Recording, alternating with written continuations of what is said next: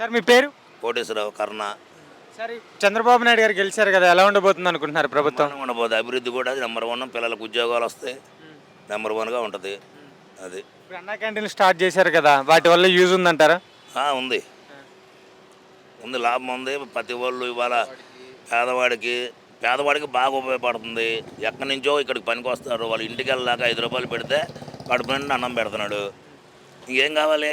మళ్ళీ అన్నం తింటే మళ్ళీ వెళ్ళి పని చేసుకుంటాడు. ఇంకేం కావాలి? ఇప్పుడు జగన్మోహన్ రెడ్డి గారు ఎందుకు ఓడిపోయారంటారు? ఎందుకు ఓడిపోయారా? ఆయన చేసిన మోసాలకి, ఆయన చేసిన దరిద్ర పనులకి ఓడిపోయాడు. మరి జగన్మోహన్ రెడ్డి గారు అంటున్నారు ప్రజలే నన్ను మోసం చేశారని అంటున్నారు, నిజమేనా? మోసం చేసిన ప్రజలు వాడు తెలియదేంటి? అతనికి తెలుసుగా మోసం చేస్తానో తెలుసు. కాదు నేను 30 ఏళ్ళు నేను కంటిన్యూ చేస్తాను, 30 ఏళ్ళు కంటిన్యూ చేస్తాను. ఎక్కడ చేస్తాను 30 ఏళ్ళు? 3 రోజులకు పోయాడు బయటికి. అది రాక్షసి పాలన. అది మంచి పాలన అయితే వచ్చేవాడు. ఏంటి రాజధాని నాశనం చేశాడు, సమాధులు అన్నాడు. సమాధులు అన్నాడు, ఏదేదో చెప్పాడు. ఏది అందుకని పోయాడు. మళ్ళీ అది అక్కడ కోట్లు పోసాడు. అదే కొండ ఏమంటారు, రుషికొండ నాశనం చేశాడు. ఎక్కడన్నా దేశంలో 6 బెడ్రూమ్లు ఉంటాయా? ఇప్పుడు ఫ్లాట్ ఉంది, 6 బెడ్రూమ్లు ఎక్కడ చరిత్రలో ఎక్కడన్నా 6 బెడ్రూమ్లు కడతారా? ఒకే 6 బెడ్రూమ్లు ఒకరికే ఇస్తాడా? ఒకే ఒక ద్వారం ఉంటుంది. ఆ ద్వారంలో 6 ఎట్టుంటారు? సిగ్గుండాలు కొద్దిగానే జగన్మోహన్ రెడ్డికి దరిద్ర పనులను చేశాడు. అందుకే ప్రజలు కూడా కొట్టారు, వెళ్ళిపోయాడు. విశాఖపట్నం ప్యాలెస్ గురించి కొడాలి నాని అంటున్నారు, అది విఐపీల కోసం అంటున్నారు. విఐపీల కోసమేనా? అదే నేను ఈఏపీల కోసం చెప్పి ఈఓపీలు ఎవరు కూడా 6 బెడ్రూమ్లు తీసుకోరు. ఇలా 10 మంది వస్తారు, 4 రూములు తీసుకుంటారు, లేదా 3 రూములు తీసుకుంటారు. అది ఒకే ద్వారంలో 6 బెడ్రూమ్లు ఏమైనా తీసుకుంటారా? నాశనం చేద్దానికి అసలు ఆయన వెళ్ళిపోవటమే. 90 ఎకరాలు ఏదో కబ్జా చేశాడు కొడాలి నాని. అది కూడా బయట లాగుతారు. అసలు వాళ్ళు కనపడరుగా. కొడాలి వంశీ కనపడ్డు, ఇదే మన వల్లభనేని వంశీ కనపడతలేదు. వల్లభనేని వంశీ కనపడతలేదు, కొడాలి నాని కనపడతలేదు. అది జిల్లాకు ఒక ప్యాలెస్ రెడీ చేశారంట, నిజమేనా? అసలు ఇప్పుడు బయటపడ్డాయి. అవి మొత్తం మేము పడగొట్టంలే. ఆ ఎదవలకు మేము చెయ్యం. అది ఏం ఉపయోగిస్తాడు మా నాయకుడు చంద్రబాబు నాయుడు గారు. అంతా చేసిన దరిద్ర పనులు మా వాడు చేయడు. మా నాయకుడు అలా చేయడు. ఆ ఏటుకోటికి ఆఫీసులకు వాడతాం. అసలు పర్మిషన్ లేని మాత్రం పర్మిషన్ లేవు. ఒక్కటే పర్మిషన్, తిరుపతిలో ఎక్కడ ఒకటి పర్మిషన్. మొత్తం జనాలని, రైతుల్ని డబ్బులు నెలకు సంవత్సరానికి 1000 రూపాయలు ఇస్తానని చెప్పి వాళ్ళు మోసం చేసి తీసుకున్నాడు. వీటికి పర్మిషన్ కూడా లేదు. అది విషయం. జగన్మోహన్ రెడ్డి గారు మరి అసెంబ్లీకి ఎందుకు రాలేదంటారు? ఇక రావడానికి ముఖం జరగదు. 175 అన్నాడు. కనీసం 3వ వంతు కూడా రాలేదు. అక్కడ 11. ఇంకోటి వస్తే సంఖ్య బాగుండేది. ఇంకా ఈసారి అవి కూడా ఉండవు. జగన్మోహన్ రెడ్డి గారు వాళ్ళ ఎమ్మెల్యేలతో అంటున్నారు అసెంబ్లీలో మనకు పెద్దగా పని ఏం లేదు అని అంటున్నారు. వాళ్ళకి పని లేదా? వాళ్ళకి ఏం పని ఉంది? తరిని కొడతాం. ఇంకా వాళ్ళు ఎదురు మళ్ళీ తరిని కొడతాం. ఇంక ఉండరు. అది చంద్రబాబు నాయుడు గారు పెట్టిన పథకాలన్నీ నెరవేర్చలేదని చెప్పేసి కొడాలి నాని గారు అంటున్నారు. నెరవేరుస్తారో నెరవేర్చరా? కంపల్సరీ నెరవేరుస్తాం. మా నాయకుడు పిచ్చోడు కాదు, ఆ పిచ్చోళ్ళలాగా నెరవేరుస్తాం. ఒక్కడు కూడా మేము తీసేసిన పని లేదు, అన్నీ నెరవేరుస్తాం. కొద్దిగా లేట్ పట్టుద్ది అంతే. ఫైనల్ డెసిషన్ తీసుకోబోతున్నారు కదా, దాని మీద ఏమంటారు? కూడా కొద్దిగా ఇది లేదండి. అది క్యాబినెట్ దాంట్లో మాకు కూడా పెద్ద ఇది లేదు. సూపర్ 6 మొత్తం నెరవేరుస్తాం. దాంట్లో ఇదేం లేదు. చేస్తాడు, మా నాయకుడు చేస్తాడు. పవన్ కళ్యాణ్ ఉన్నాడు. పైన నరేంద్ర మోడీ గారు ఉన్నారు, పవన్ కళ్యాణ్ గారు ఉన్నారు, చంద్రబాబు గారు ఉన్నారు. వీళ్ళు ముగ్గురు కూర్చొని ఏ విషయమైనా వాళ్ళ ముగ్గురు ఏది చేయాలన్నా కూడా వాళ్ళ ముగ్గురు కూర్చొని చేస్తారు. పవన్ కళ్యాణ్ గారిని రోజా గారు అసెంబ్లీ గేటు కూడా దాటించారు. అంతే సంగతి చెప్పాయా నువ్వు? ఏందామని ఆమె సంగతి ఎందుకు ముడుచుకొని పోయింది? అసలు ఇంతవరకు లేదు. అసలు ఉందో లేదో ఇండియాలో ఉందని మేము అనుకోవట్లా. మా జగనన్న ఓడిపోవడం మాకు ఎలానో తెలుసు అంటున్నారు. ఎలా ఓడిపోయారంటారు? ఆమె ఓడిచ్చింది. ఆమె కొడాలి నాని, వల్లభనేని వంశీ, పేరునేని నాని, అంబడి ఆంబోతు. వాడు మా కులంలో ఎట్ట పుట్టాడో, మా కాపుల్లో ఎదవ. సిగ్గుండాలి వాడికి. మళ్ళీ ఏదో ఆంబోతులా ఎగురుకుంటూ వచ్చాడు మళ్ళీ మీడియా ముందుకి. మరి బాబు వద్దురా పక్కన వాళ్ళు వద్దండి అని చెప్పి అన్నా కూడా ఆగు అంటున్నాడు. అది ఆడి బతుకు. ఇంకా యాదవ్ గారు వెళ్ళిపోయాడు. అబ్బే ఆడిగా మర్చిపోయారని. పల్నాడులో ఓడిపోతే రిజైన్ చేస్తాను ఈ పదవికి అన్నాడు కదా ఎవరు అనిల్ యాదవ్. అసలు మనిషి కనపడదాక చెప్పడానికి మేము మనిషి కనపడదాక ఆడిపోయి చూడం మరి. నాకు తెలిసి లేడు. అబ్బా ఇంకా రోజా సంగతి అడగమాకండి. అసలు రోజా సంగతి ఏది దిగింది, బాగా దిగింది. అనకూడదు అని బూతులు బాగా దిగింది వెనకమాల. అది బాగా దించారు. నేను పల్నాడు వస్తున్నాను, నాకు బెమ్మరథం పట్టాను. బెమ్మరథం అదే. పల్నాడులో ఓటమి ఎరగనంత చూస్తా ఉన్నారు కదా. ఏంటి ఆయన ఇప్పుడు మేము ఆయన అంతా చూడాలి. ఆయన అంతూ మేము చూడాలి. ఇక ఆయన వల్ల కాదు, అయిపోయింది. ఇక అసలు రాజకీయం రాడు. పల్నాడు గడ్డ మీద నేను ఓడిపోతే ఏదో చేస్తానన్నాడు కదా. ఏం చేస్తాడు? ఎంటికలు బిక్కాలి. ఇక ఆయన ఇంటికి ఆయన బిక్కోవాలి. మేము మా ఇంటికి బిక్కమంటే మళ్ళీ మా మీద కేసులు పెడతాం కానీ మేము అమ్మ ఆడవాళ్ళ కాదు. ఇంటికి బిక్కాలి. ఇప్పుడు తెలుగుదేశం ప్రభుత్వం వచ్చింది కదా, ఎలా ఉండబోతుంది అనుకుంటున్నారు? తెలుగుదేశం ప్రభుత్వం అంటే చంద్రబాబు నాయుడు అభివృద్ధికి బ్రాండ్ అంబాసిడర్ అండి. గతంలో మనం చూసాం హైదరాబాద్ని ఎట్లా అభివృద్ధి చేశాడు ఏంటనేది. దేశంలోనే ఎంతోమంది అనుభవం ఉన్న నాయకుల్లో చంద్రబాబు నాయుడు గారు మొదటి వరుసలో ఉంటారు. కాబట్టి ఇక ఆంధ్రాకి అన్ని ముందు రోజుల్లో మంచి రోజులు రాబోతున్నాయి. చంద్రబాబు గారు రాగానే డిఎస్సీ మీద సంతకం పెట్టారు కదా, మీకు ఎలా అనిపిస్తుంది? ఇక చంద్రబాబు నాయుడు గారిని ఈ అభివృద్ధి చేయలేదు, అది చేయలేదని క్వశ్చన్ చేసే పని లేదండి. ఇక ముందు రోజుల్లో అంతా కూడా ప్రపంచం కూడా ఆంధ్రప్రదేశ్ వైపు చూసే విధంగా అభివృద్ధి జరగబోతూ ఉంది. ప్రభుత్వం రాగానే అన్న క్యాంటీన్లు ఓపెన్ చేశారు కదా, మీకు ఎలా అనిపిస్తుంది? అన్నా క్యాంటీన్లు దేశంలోనే చాలా మంచి పని అండి. అది తమిళనాడులో కూడా ఇదివరకు జయలలిత గారు ₹2 భోజనాన్ని స్టార్ట్ చేశారు. అదేవిధంగా ఆ స్ఫూర్తితోటే ఇక్కడ ఎన్టీఆర్ గారి బొమ్మ పెట్టి అన్నా క్యాంటీన్ చేయడం అనేది చాలా మంచి పని. అది ₹5 భోజనం అనే విషయం అనేది చాలా గొప్ప విషయం. అది జగన్మోహన్ రెడ్డికి ఎందుకు తెలియలేదో మరి ఇక ఈ రాష్ట్ర ప్రజలు అందుకే అతనికి ఆ విధంగా బుద్ధి చెప్పారని చెప్పి మేము అనుకుంటున్నాం. అన్న క్యాంటీన్ల వల్ల ఏమైనా యూజ్ ఉందా? అన్నా క్యాంటీన్లో యూజ్ అదేనండి. ఇప్పుడు ₹5 భోజనం అనేది చాలా గొప్ప విషయం. ₹5కి కనీసం బయట వాటర్ బాటిల్ కూడా రావట్లేదు. అలాంటిది భోజనం అంటే అవుటర్స్ వేరే ఊరి నుంచి వచ్చిన వాళ్ళు కానీ ఎక్కడైనా సరే ₹5కి అన్నం తిని వాళ్ళ పనులు వాళ్ళు చేసుకుంటున్నారంటే చాలా గొప్ప విషయం. అది జగన్మోహన్ రెడ్డి రాగానే అన్నా క్యాంటీన్లు తీసేయడం అనేది అదే సగం ఎఫెక్ట్ కొట్టిందని చెప్పి పేద ప్రజలు చెప్తున్నారండి. జగన్మోహన్ రెడ్డి గారు ప్రభుత్వంలో ఉన్నప్పుడు రాజన్న క్యాంటీన్లు పెడతా అన్నారు కదా, పెట్టారా? ఈ రాజన్న క్యాంటీన్లు ఇవన్నీ కదండి, వాళ్ళు దోచుకోవడానికి వాళ్ళకి టైం సరిపోవట్లేదు. ప్రభుత్వ పథకాల మీద వాళ్ళ నాన్న ఫోటోనే తీసేశాడు. ఇక రాజన్న పథకాలు ఇవన్నీ ఎక్కడి నుంచి వస్తాయి? జగన్మోహన్ రెడ్డి గారు విశాఖపట్నం ప్యాలెస్ గురించి ఏం చెప్తారు? విశాఖపట్నం ప్యాలెస్ అంటే అది అతను సొంత ఇల్లులాగే ఎంజాయ్ చేద్దామని చెప్పి కట్టుకున్నాడు.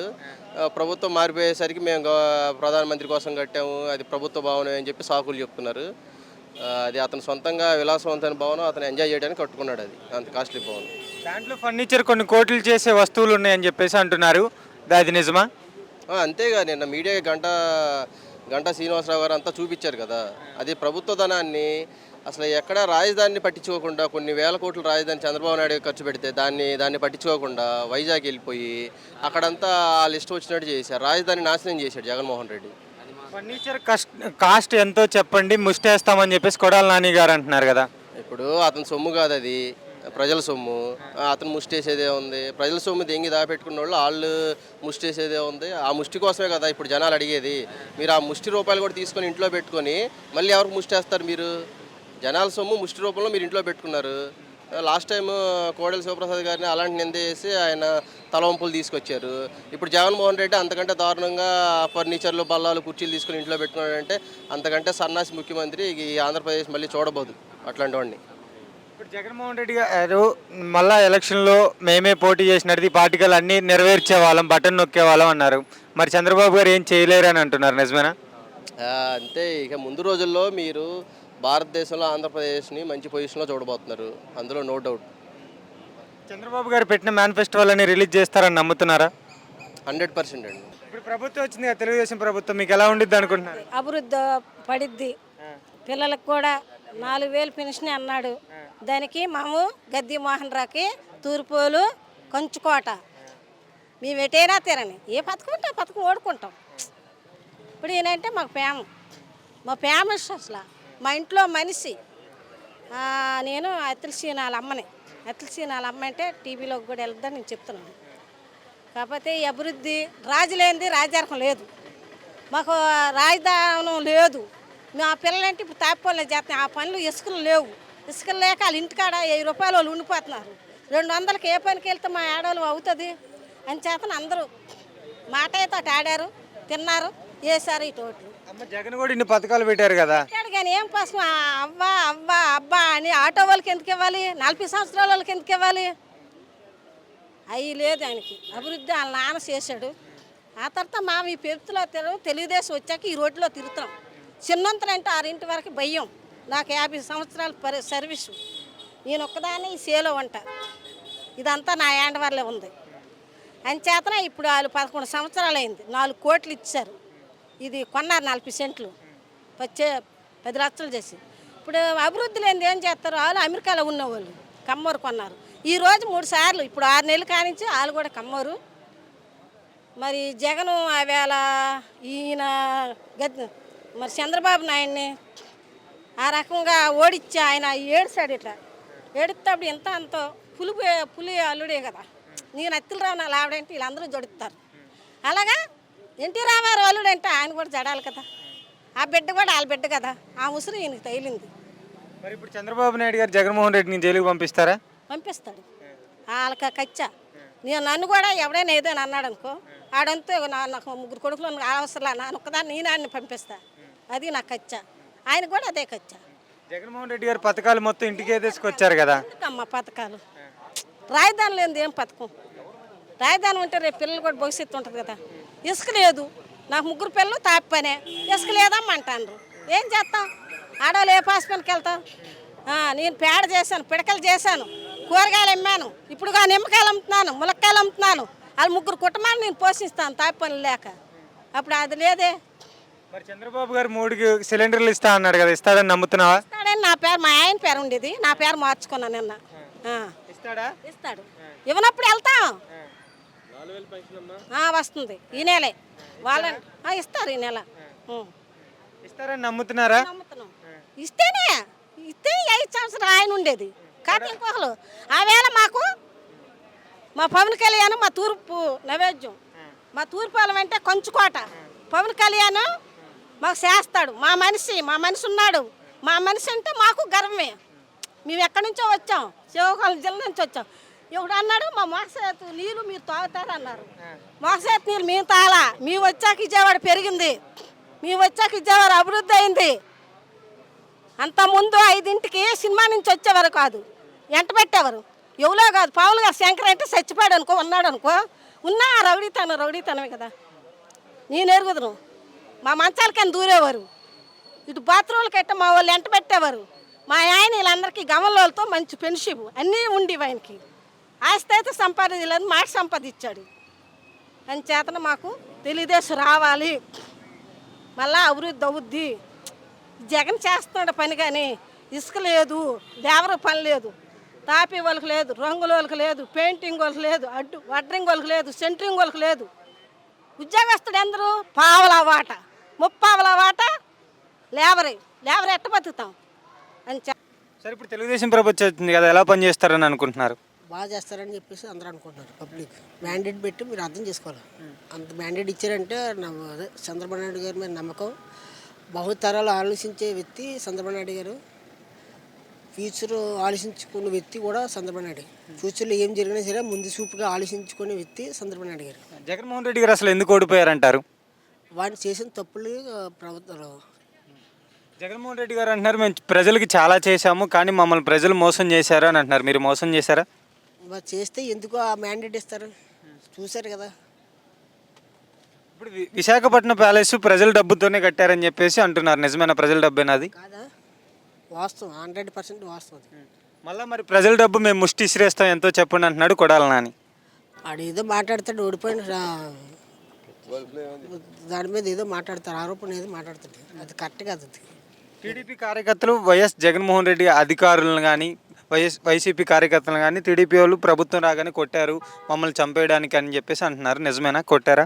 అదేం కాదు.